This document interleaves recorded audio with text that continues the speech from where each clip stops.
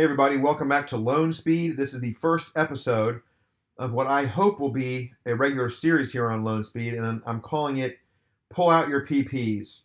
Thought about calling it Show Me Your PPs, but thought maybe that'd be inappropriate. So we're going to call it Pull Out Your PPs, and the idea is that together we'll look over the past performances for maybe an entire race card, maybe just the stakes races on a race card. I don't know. We'll see where we go with this, but for this episode, we're going to focus on the stakes races at Gulfstream Park on Saturday, starting with race 8, the Rampart, grade 3, at a mile on the dirt for fillies and mares 3-year-old and up.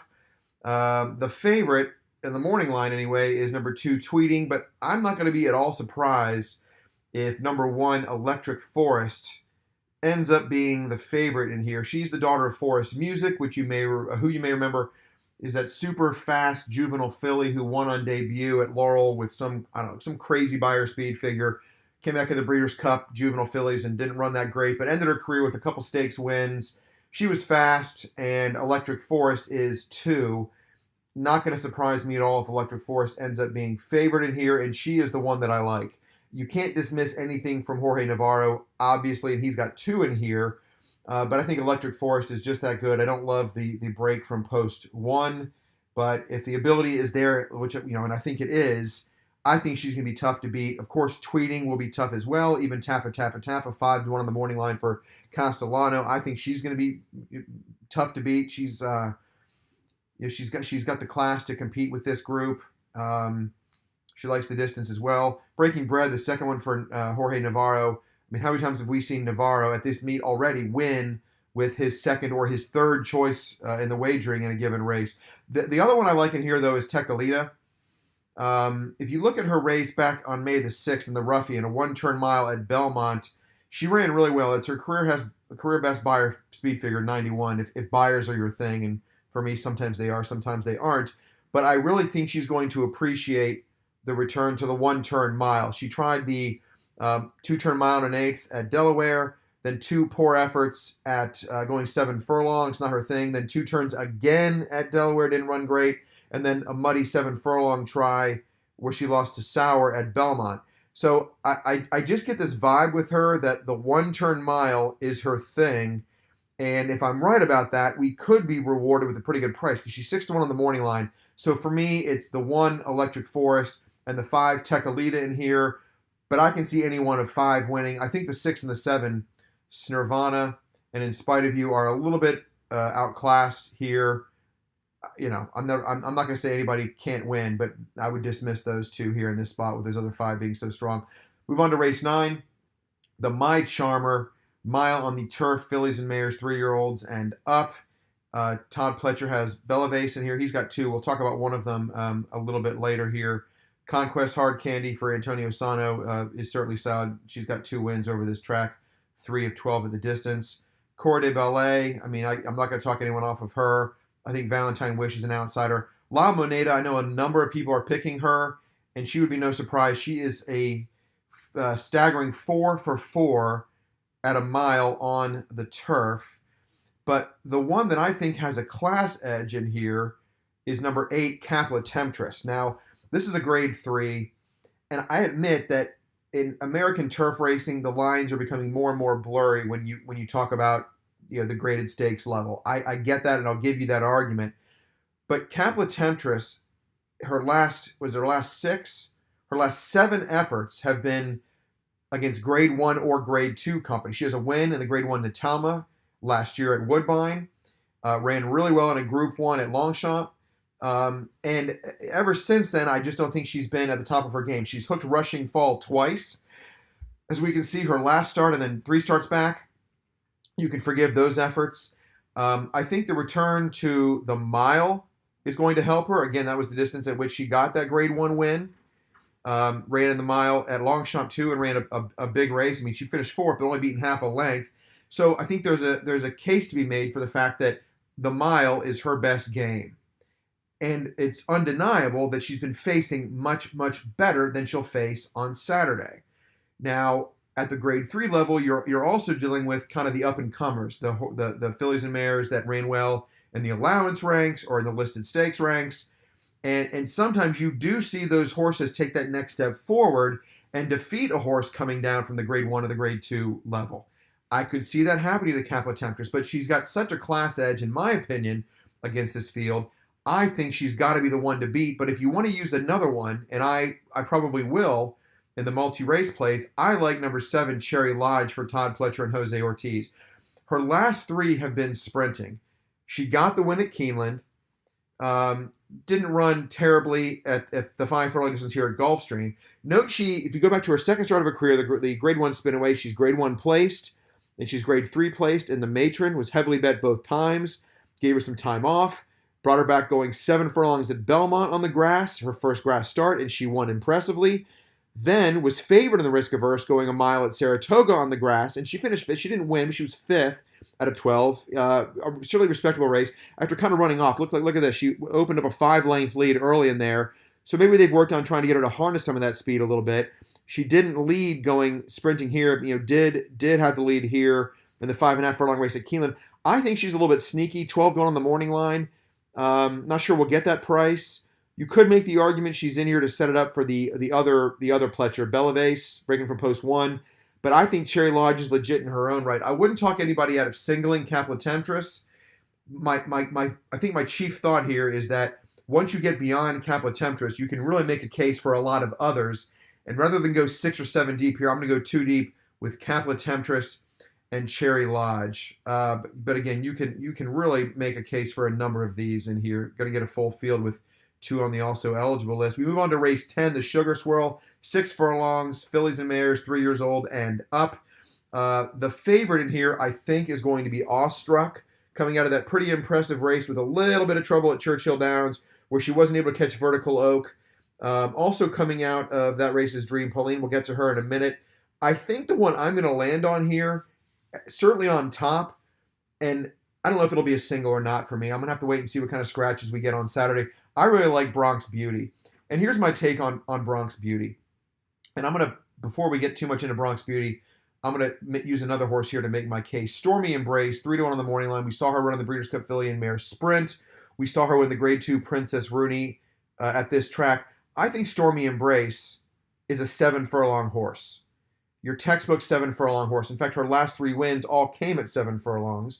She's got 2 wins from 6 starts at 6 furlongs, but I think she's at her best going 7. Conversely, I think Bronx Beauty is at her best going 6. And if you notice her last 2, which were solid enough efforts, but they weren't wins, were at 7 furlongs. If you watch the replay of the Raven run at Keeneland going 7 furlongs, the race really set up for those coming from off the pace. She was up much closer, was wide around the turn, and got a little squirrely there in the stretch. Like, I don't know if she was getting tired or didn't like the track or what the deal was, but it's impressive that she was able to hang on and finish 4th in there, because she really just did not appear comfortable in that final 1/8 of a mile, but she ran well enough. Now she's back to what I believe is her preferred distance. Yes, some of her biggest races have come against Pennsylvania breds. I'll give you that. But I think she is the controlling speed in here. I'm not saying she'll get alone on the lead. I'm not saying she'll be LoneSpeed, but I do think she'll be up there and they're going to have to catch her. And at 6 furlongs, she has proven tough to catch. Her only loss at a distance other than 7 furlongs was on the synthetic here at Presque Isle, where she was heavily favored and, again, didn't run horribly, just kind of maybe didn't love the track. Her starts as a 2-year-old, she racked up 3 wins from 4 starts, but really her breakout effort was in the 3-year-old debut, where she ran that 90 buyer, followed it up with another winning effort running an 83 buyer. I just think at 6 furlongs, this is her best game, and I think we'll get a little bit of a price with everybody betting on Awestruck, and the other one that, they're going to bet on Stormy Embrace too. She'll get support. I bet a lot of folks see what I see with Stormy Embrace, and I wonder if she maybe won't be 3-1, maybe a little bit more like 4-1, 9-2 or something. But Dream Pauline, I think, is the one that a lot of people are going to pay attention to. 4-1 on the morning line. McLaughlin, Castellano comes out of that same race at Churchill Downs that Awestruck comes out of. Also had trouble in that race. Still ran on respectively to be 3rd. Started her career with 2 wins at 6 furlongs, including a 91 buyer at Saratoga. She's the real deal. She's an up-and-comer. She's got a ton of upside with this just being only her 4th career start. She's going to get played, and she's live. So for me, if I'm going too deep in here, it's going to be Dream Pauline, and it's going to be the 3, Bronx Beauty. but I'm surely not going to be surprised if Awestruck wins. Stormy Embrace, I'll come out. I will be surprised if she wins. I don't see her winning this. Watch her go win by 6 lengths now. But that's, I guess, if I have a bold opinion here, it's on that one. Race 11, the finale, the feature, the Fort Lauderdale, featuring 5 horses, including Glorious Empire here, who come out of the Breeders' Cup. In fact, the number 1 and number 2 here, Quarteto de Cordas, also comes out of the Breeders' Cup turf. My thought here at this mile and 1/8 distance is that even though Glorious Empire does have a win going a mile and 1/8, it just seems to me like his best races come when he gets to the front and controls a very, very slow pace. And I'm just not sure he's going to be able to control a very, very slow pace in here. There's certainly ability. He can certainly win. I think I'd like him more going a little bit farther with maybe less classier competition. I understand he's a Grade 1 winner, but he's not for me in this spot, nor is the 2 Quarteto de Cordas. I think number 3 projected for Chad Brown is very live. 4-1 seems low, though. We'll see what the tote board says as they get closer to post time. I was surprised. I'm surprised by the morning line on a number of these horses. We'll talk about some of them in a minute.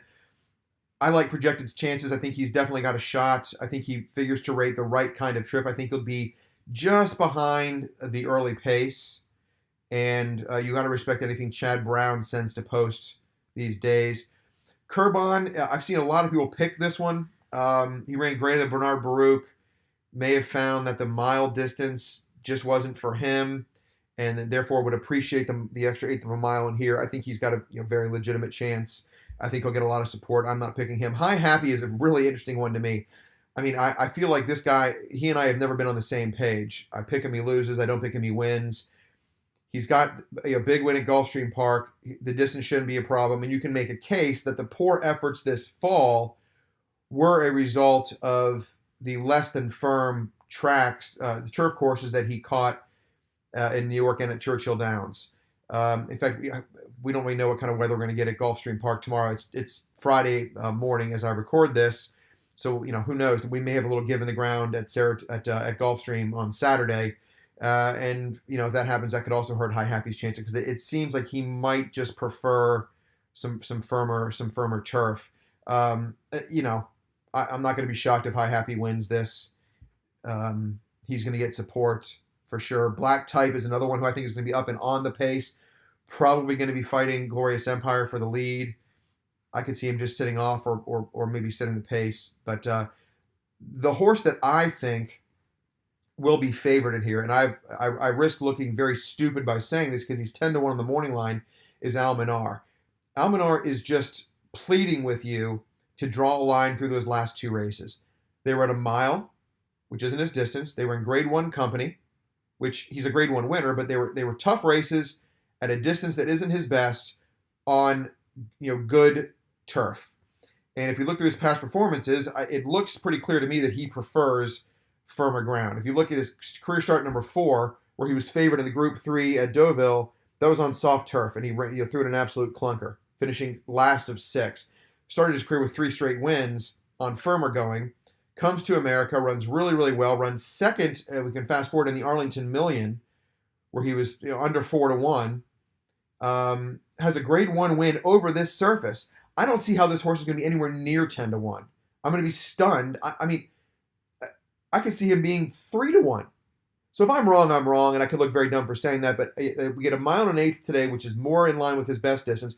The only reason he ran in those 2-mile races is because I think they feel a mile and a half is too far for him, and they wanted to get him into the Breeders' Cup. And if a mile and a half is too far, why not try a mile? So they prepped him at Keeneland, and then they ran him back at Churchill in the Breeders' Cup mile. He didn't run bad. He finished 10th of 14, but he's only beaten three lengths and change, so he didn't disgrace himself by any means. I just think he's now back to his better distance, a surface that he likes. He'll probably get firmer going. We don't know what the turf course is going to be like on Saturday at Gulfstream, but it'll probably be firmer than he got at Churchill Downs in the Breeders' Cup. So I think Almanar is the most likely winner of the race. And I predict he'll be, if I had to set the over-under on what his final odds will be, I'm going to set it at 9-2. And it won't surprise me if he's 3-1. Oscar nominated, not much of an opinion on him. Mr. Haverkamp, I like him. I'm going to use him in my exacta box because I think he's on the improve, and I think he'll like the distance. Picks up John Velasquez. A lot to like with him. Divisadero, I think he'll be heavily overbet. Everybody saw how well he ran at 40-something to 1 in the Breeders' Cup. That Woodbine Mile start 2-back was a really good effort because he came from off of a crawling pace, and they flew home in there. And I wish I had paid a little more attention to that because I probably would have used him a little more prominently in my wagers in the Breeders' Cup because he ran much better than it looks at Woodbine. 4-star Dave, not sure what went on there, but Divisadero is a very solid racehorse. I don't have to tell you that, and he's gonna be a factor in here. But the horse that I like as my long shot is Inspector Lindley. Now there are a number of things going against Inspector Lindley in this spot, and I wrote about them in my column on Horse Racing Nation the other day. He's breaking from post 14. That's a terrible draw.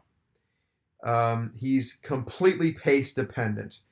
And in a race like this, where there doesn't appear to be, a scorching pace, a horse that comes from off the pace like Inspector Lindley, he might be at a disadvantage. But maybe you hope, okay, maybe they'll go a little faster up front. The rail is going to be at 96 feet. That's also not great for a horse coming from off the pace at Gulfstream Park. And from a class perspective, he's probably a notch below some of the others in here. But I think he's a horse that always runs his best. I think he'll benefit from the mile and eighth distance. In the Knickerbocker, where he wasn't able to run down Black Type or High Happy, he did make up ground. And those two were kind of up. Black Type was up front the whole way. High Happy was stalking, made his move, and he couldn't catch Black Type either, but came on late. Inspector Lindley was at a real disadvantage to those two, but still closed very nicely and ran a very good race. And I think there's a chance he's going to be horribly overlooked in the wagering. Because of those things working against him. And I just think he might be good enough to overcome those things. And if he is, 15 to 1 could look like a gift because I know he's going to be flying late. Whether he'll be able to get there and run down a horse like Almanar, or Projected, I don't know. But that's my dark horse, Inspector Lindley, for the Fort Lauderdale Gulfstream Park. I hope you found this informative and helpful. We'll try to do it once a week, maybe twice a week if there's a couple cards we want to go over. And the idea is we can kind of go over them together. Maybe you can leave some comments. And, I think what we'll also probably try to do is make it a group effort. We'll use, some kind of application that I track down and get a couple of us on the line at the same time and talk about some of these races in more detail. Anyway, thanks for tuning in. Hope you enjoyed it. We'll see you next time. Bye. Click.